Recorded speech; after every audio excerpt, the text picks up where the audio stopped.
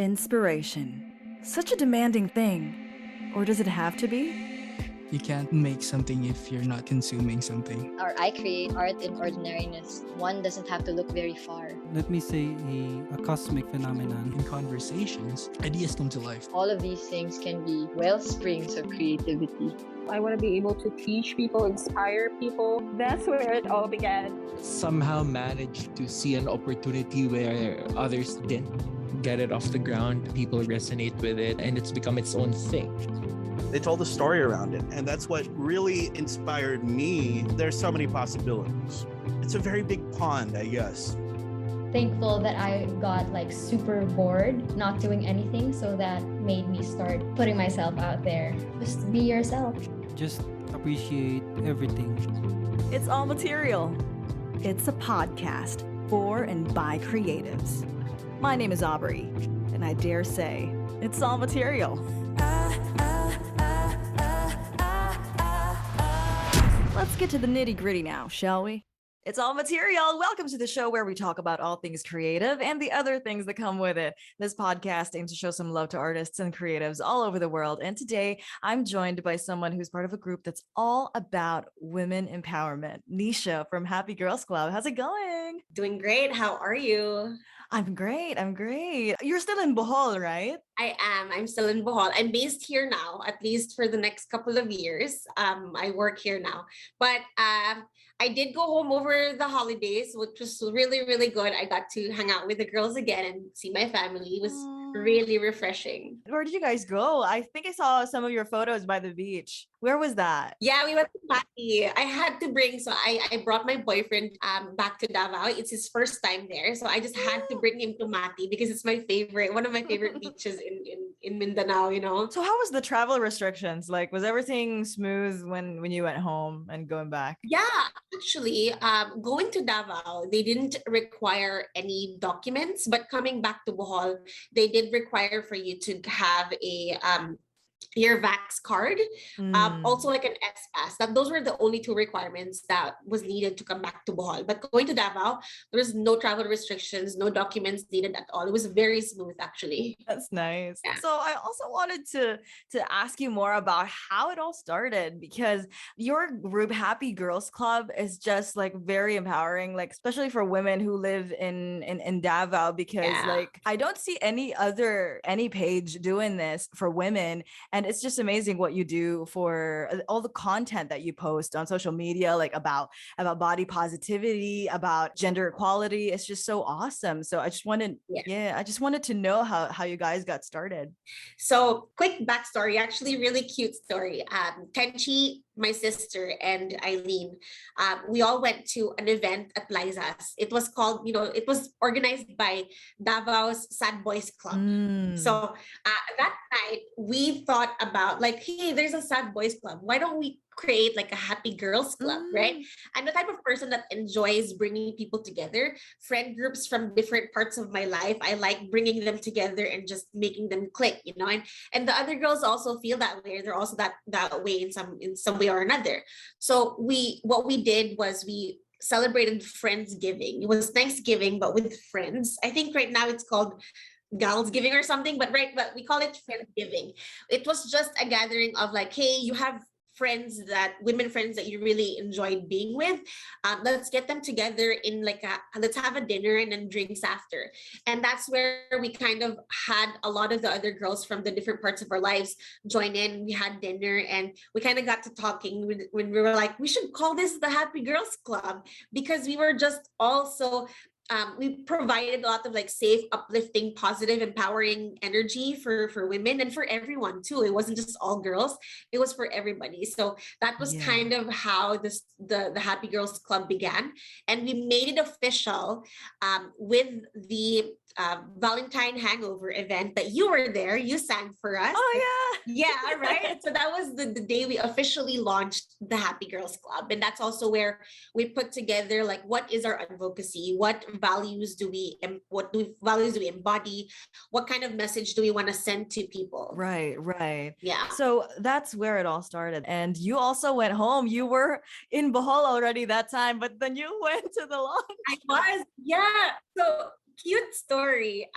I wasn't planning in going home. I wasn't at all, because I was just okay, I'll help you guys from afar, because it wasn't worth it to go home over the weekend knowing that I just got Mm. here.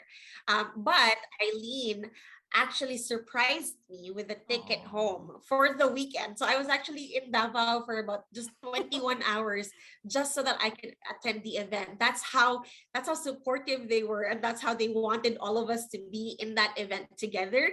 So we surprised all the other girls. They didn't know I was coming home. It was such a loving, it was like a great event Yeah. overall. That's so cool. And I was also wondering, like, there are some like a lot of fun parts, like when you're in Happy Girls Club, but what do you think is like the most difficult part of the advocacy? And what do you girls do to deal with it?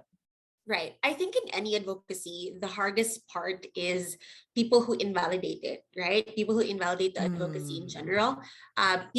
For us, it's people who think that being a feminist is toxic. It can get triggering. It really can get triggering. Like I get triggered a lot.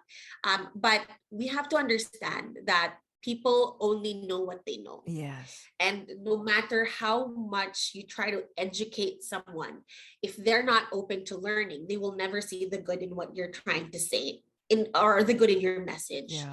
So what we just try to do is, instead of wasting our time convincing others of our advocate that our advocacy is important, we focus on sending the message to the audience that needs to hear it. It's hard because it gets triggering, but at the same time, a lot of people do hear the message that we're trying to send, and that's where we want to focus on.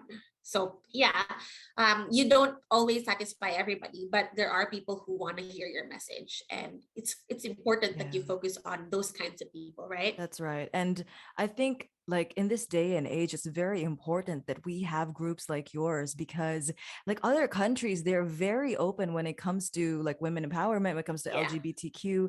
I mean, because like when will we get Uh-huh. there? I keep thinking, when is it gonna be? Like 20 I years from now, 30 know. years? Come on, I'm gonna already gonna be a grandma by that time. And I know in this day and age, right? In this day and age, these things still happen. Like there's still discrimination, and there's still we're still stigmatized. yeah, This day and that's age, I right. mean, come on. Yeah, sexism, like I swear, like the double standards, like I Yeah. can't. What are the things about women that you think that everyone should normalize? You probably guess I have a long list, right?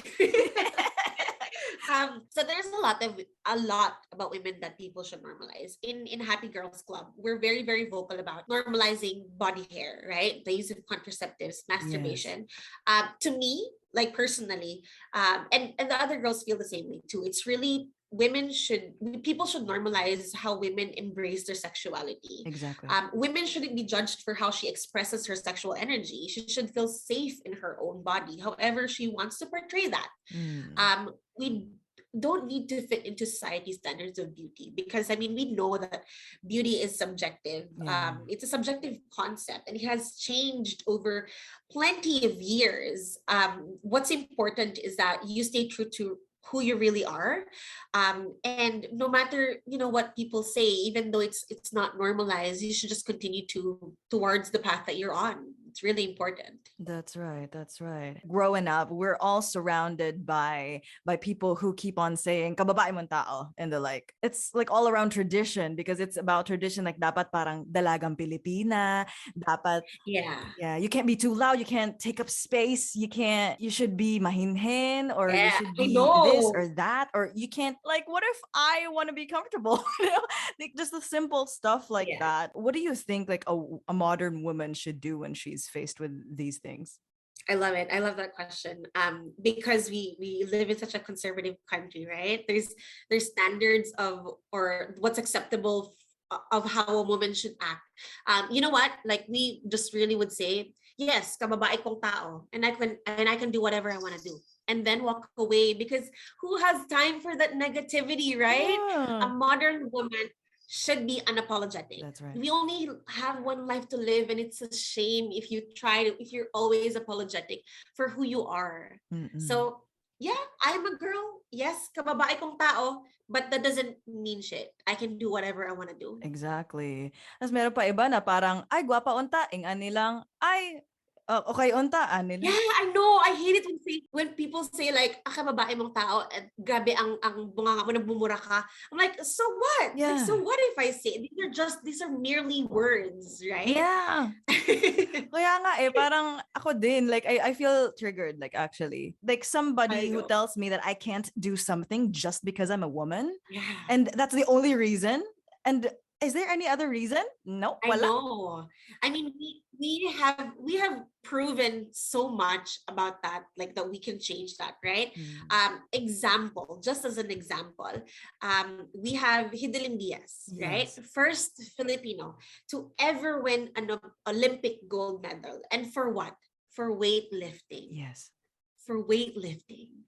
Who would have thought that we would win the first ever gold medal for Olympics for weightlifting? And a woman did that. Yes. You know what? Fun fact, like right after the Hidilyn thing, because I started living alone like in September, and you know yung malaking galon ng Yeah, ng tubig sa water dispenser. Like if Hidilyn can do it, I can too. Oh, I love that. I love how encouraged you felt after. See? Yeah. Like before, di ko kadaog ato and then right after the Hidilyn moment, I was like, I can do it. Diba? Nakadaog lagi. Strong, independent woman. Yes, exactly. I think that's the important thing about like more women representing every aspect, every field. Yeah. So that other women can stand up to and take up space and you know, just do their own thing. Right. No, you should totally. Everybody, any women should take up whatever, any space that they need, anytime that they need it. Yeah. And one of the things as well, we were talking about body positivity and being comfortable in your own skin. So it's something that a lot of women also struggle with. And what do you think would be like a good mindset for a girl who's going through a tough time loving her body? Like what do you think would kind of encourage a girl who's feeling that right now? Right. And I feel like a lot of social media plays a big role into that. Living in this modern world, social media is super powerful. I think it's important that women are reminded, girls are reminded that not everything that you see online is true or authentic, right? We choose what we post online. And the moment that they see something, the thing that comes into their head is like, oh, she's so perfect. Her life is so perfect. Her nose is so nice. She has big boobs. She has a curvy body. I wish I was like that. I was like this. But we choose how we want to angle our photos. We know our best angles and we pick that so that it looks good, but that is not always the reality. And I feel like a lot of influencers also get more and more aware of the power of social media and the power of what they post, that they're being more careful about it, that they're showing more realistic images, not just the picture perfect, but the actual how a day-to-day looks like. As an example, the expectation and reality trend, right? You have an expectation and then the reality. More and more posts like that come up, and it's great because it's showing people that what you see in social media isn't the only truth, right? Yeah. So I love that because we sometimes we love and we get lost in comparing ourselves to other people, and comparison kills confidence. That's right. So we really should, just, I think it's very healthy for somebody to just stand in front of the mirror naked and do their affirmations, like, I am beautiful, I am enough, I am worthy, I am perfect. Those are very, very important things to say to yourself. Like, your self-talk is super important. You always have to do your self-talk in a positive manner. Yeah. I think that means a lot too, because it also starts with yourself. That's okay too when you need validation every now and then, right? Like, we all do. We all need some sort of validation for other people to say we're on the right path, you're okay, you're doing great, and that's okay. And that's kind of where we want to be in as a group. That's the kind of supportive, like older sister, like an ate, that people can lean into, that we're always just encouraging and supportive. And sometimes when you do need validation, it's okay to ask for them. Us having a strong support system is also very, very important. And finding that within your circle of group, it is great. Like, you're blessed. If not, you reach Yes. out to people that can give you that kind of validation, that can give you that kind of support and encouragement. Tama. Yeah, you have to also find that community. You have to find the space if you, Yes. or probably create it yourself. Yeah, Just like what you exactly. did. Like you created that space for women. So we also as women, we are often shamed like when we express our sexuality. Like a while ago, you were mentioning something about like being comfortable with our sexuality, about masturbation, about feeling pleasure. Like let's say Mhm. someone is shaming a woman for being honest Yeah. about her sexual needs, her sex life, or whatnot. Like what would be a good way to kind of sort of educate people on that? Yeah, I think first and foremost, even though we want to be able to be as open as possible, like we want to live our life as transparent as we can, right? Yes. When you're being shamed for being honest about your sexual needs, your sex life, how your sexual energy, that's probably not the right kind of group that you wanna be in, right? Hmm. Again, very important that you have a strong support system. Another thing is that the feminine sexual energy is so beautiful. It's so beautiful. Her connectedness to herself is something that she should never be ashamed for, Yes. or ashamed of, or shamed for, right? Yeah. It's sad that not everybody appreciates that. I said earlier that we live in a conservative country, and a lot of older generations don't accept that women can be sexual That's beings. right. And we can't convince everybody to share our truths, and honestly, we don't intend to. Our audience will always be the ones that's going through the struggles, and the ones still figuring themselves out, because there are people who want to hear us. My advice to Hmm. anybody that's being shamed is to walk away. Definitely just walk away with your head high, and continue on the beautiful path that they're in, because their confidence, it inspires other people. And I'm someone who personally advocates for women pleasure. And if somebody doesn't or isn't okay with what I'm saying, that's fine, because I don't share the same truth as theirs, and they don't share the same truth as me. So what I do is, I just say, okay, I completely respect your opinion. And if you shame me for voicing out what I believe in, that's on you. What's important is that I don't change Hmm. who I am just because I don't satisfy your standards and your what's acceptable to you, right? Tama. I continue on with what I'm passionate about, what inspires me, what I'm confident in, and in that, it also inspires other people as well. That's right. That's right. So good. Oh, by the way, do you have like a favorite feminist? Like anybody you look up to? Yes. So a couple of first is definitely Ruth Bader Ginsburg. So sad that she passed away, but she's my personal favorite. I also shared that with the other girls. So yesterday I was watching a piece on her, and there was one thing that struck me the most. It was when she said, "Gender." It went something like, "Gender bias discrimination hurts men too." Right, and I like that. Yes. I really like that, because when you fight for something, you don't fight for just one thing, because it's a butterfly effect. It affects everything. That's right. And that's the kind of energy that we want to radiate. Our advocacy isn't just for women. It isn't just for for the female gender, but it's for everybody who struggles with self-healing, who struggles with self-doubt, who struggles with their confidence, who struggles Yeah. with finding their place in society, in trying to fit in or wanting to stand out. That's really who our advocacy is for. And I feel like Ruth Bader Ginsburg is somebody that portrays that. She isn't a feminist in a way that it's just for women. She fights for Right. what is right. And to me, like to us, like that's super, super important. Yeah, exactly. I also remember I had a friend who shared this story about him. I also have him on this podcast, but I haven't aired this episode yet. So he Ah, said that he was so scared to post on his social media because his friends would think na he was being vulnerable, and yung ah, ganun, yung yeah, and because as a guy he yeah. was perceived as he should always be, he could control his feelings, but because of that he kind of held posting for about a week, I was just really moved when he told me that when he admitted that just because I'm a guy doesn't mean I can't be vulnerable and stuff like that. I'm like, wow, that's awesome, man. Yeah.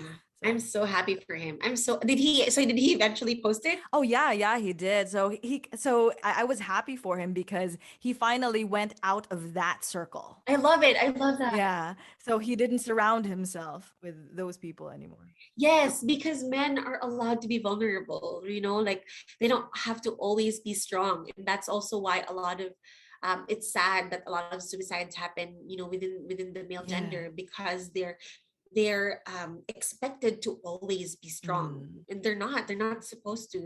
It's okay for men to be vulnerable sometimes, and it's also important that when you encounter people saying kalalaki mo, Yo, iba, that's also the yes. opposite of it. Kalalaki mo tao, you're so emotional. No. Oh, iyak-iyak ka dyan. Yung ganun, oo. Di ba? Di ba? Di ba? Iyak-iyak ka na, kalalaki mo tao. No, it's okay. Mm. It's okay. Emotions are valid. Emotions don't have any gender. I mean, come Yeah, on. tama. So I was also curious about how you guys curate the content that you post on social media. They're so well thought out. I just love everything that you guys post. So maybe you can give me like Yeah. maybe just a rundown of like how you process that content and how you put it out and stuff. Sure.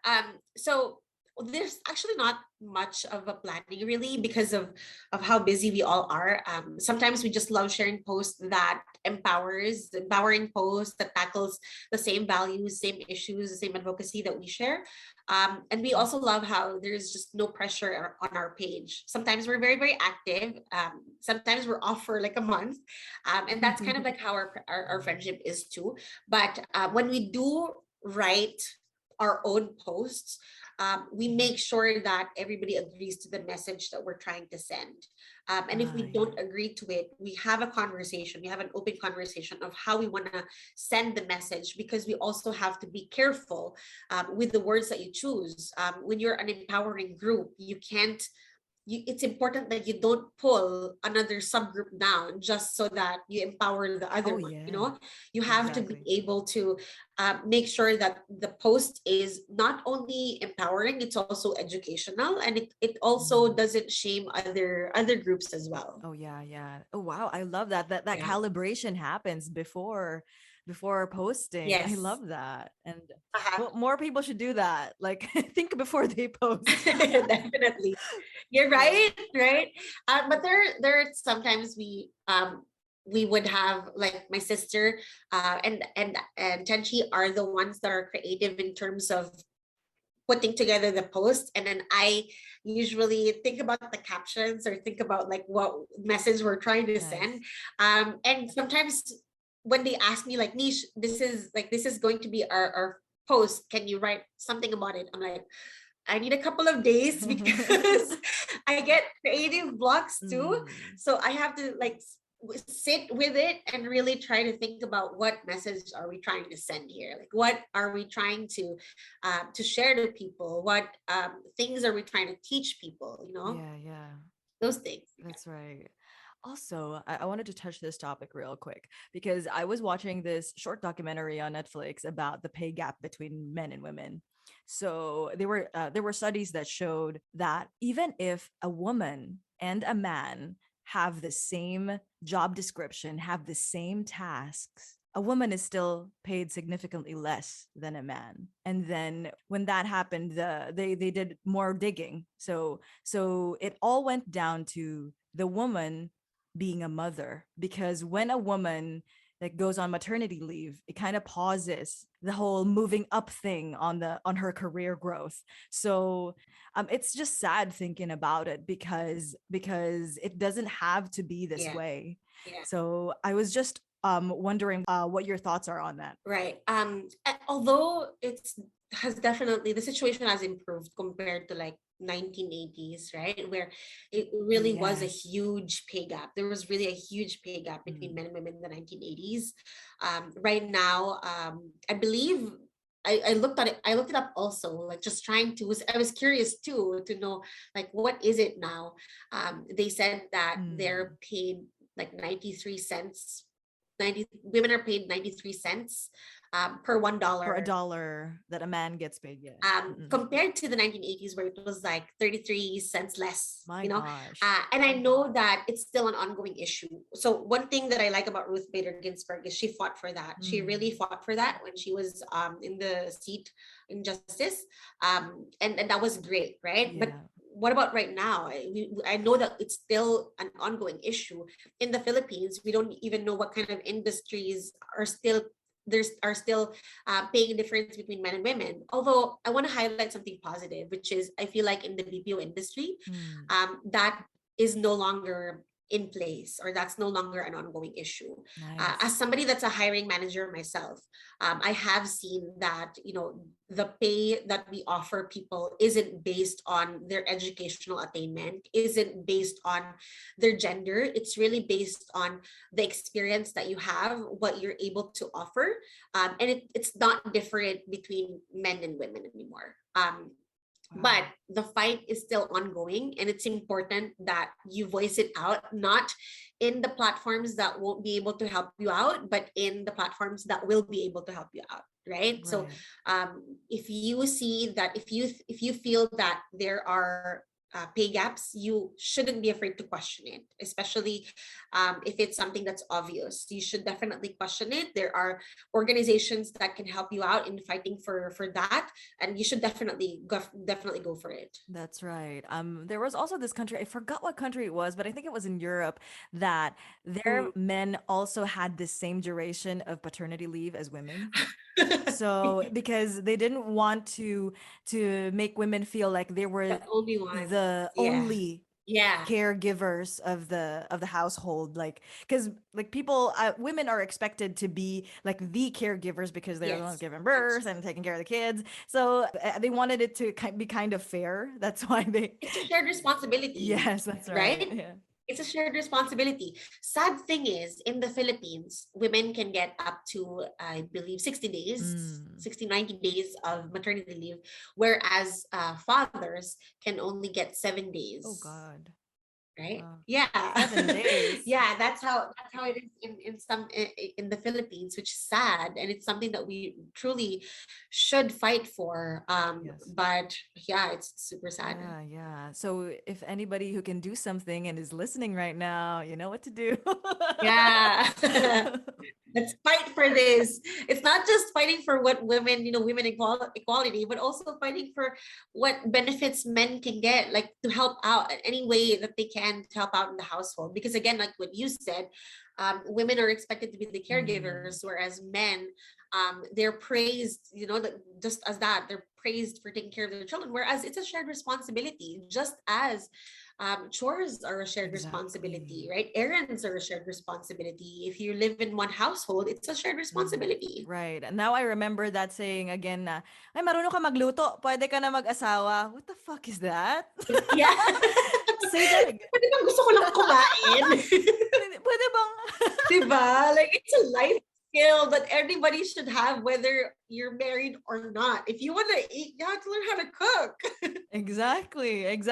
So what would you have me do? Like hunt for some animal there in the forest, and then like, oh my God, like I know, right? I mean, these are small things, but really, like, they can get triggering. Yeah, that's right. So what would be like a piece of advice that you want to give a woman who's kind of like afraid to do something or not to do something? What would she have to tell herself so that she can overcome that fear that she can't do something because she's a girl? Right. I love it.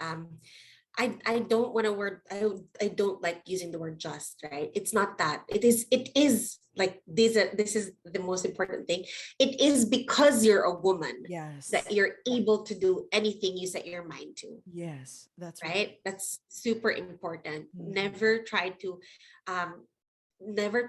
put yourself in a smaller box just because it's what society expects of you. Right. And we talked about taking up space earlier, and because you're a woman, you're allowed to take up as much space as you need to. You're allowed to be as loud as you need to, and there are no restrictions or anything that hinders you from doing that. So Mm. if you're somebody that's afraid of doing something just because you're a woman, know that a lot of women are with you, are on your side, are right there for you to help you overcome that fear. Because as women, we are strong individually, but we're stronger as a group. That's right. That's right. We're stronger when we're together, and we're Yeah, when we encourage each other to yeah. move further. And where do you see Happy Girls Club? Let's say 5 years or 10 years from now. Like, do you have like any plans for HGC in the future? Definitely. So 5 or 10 years from now, I do feel like HGC will still be there. We're hoping to build a bigger community, whether it's in Davao or anywhere else. Supporting it, we're still going to be supporting each other, celebrating each other's wins, of course, posting beach photos Yes. for sure. But we do plan in continuing our advocacy no matter how long it takes, because um, the fight is never going to end. And also, not just the fight in general, but we want to always be there for growing girls, questioning themselves, where they fit in society and whatnot. And we want to be able to be that encouraging older sister, that encouraging ate, that supporting ate, that will be there for them. Given that it's a bigger group now, there's a lot more people that we can reach, and that's really what we're aiming for. That's awesome. So when's your next event? Okay, we were just talking about this because you know that there's a lot less restrictions in Davao now. I believe there are gigs going on, right? Yes. So we're actually planning in putting together a gig. I'm actually super excited for that. I said let's talk about it, let's plan it out, because I'm coming home, and my boyfriend is a musician as well, and I want him to also be in that space. I hope that you guys can jam out. That would be so cool. I know, right? I'd also love him to join the podcast. That would be great too. Yeah, Like, just to talk about his absolutely. creative process. Oh Yeah, my God, I can't wait no. for you to come home. Yeah, no. I'm excited too. Oh, that's awesome. Can't wait. I can't wait. If we do have an event, definitely expect an invite. You're one of our regulars. Oh, yeah, thank you. I appreciate that. Oh, can you invite people to follow you guys on your socials? Yes, absolutely.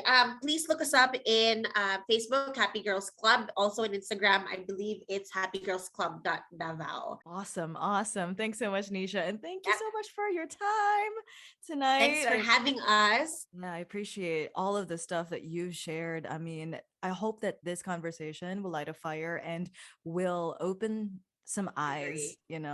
like for Yes. the people listening. And I hope that they can also learn a thing or two about how it is to be a woman and thrive, to be a woman and take space, just so they know that your group exists, so that other women are there to support each other, to support them. And I'm just so happy that you guys exist. I'm just really, really, really thankful for everything that you've shared. Thank you so much for joining. Thank you. Thank you so much for having us. This is Aubrey, and you're listening to It's All Material.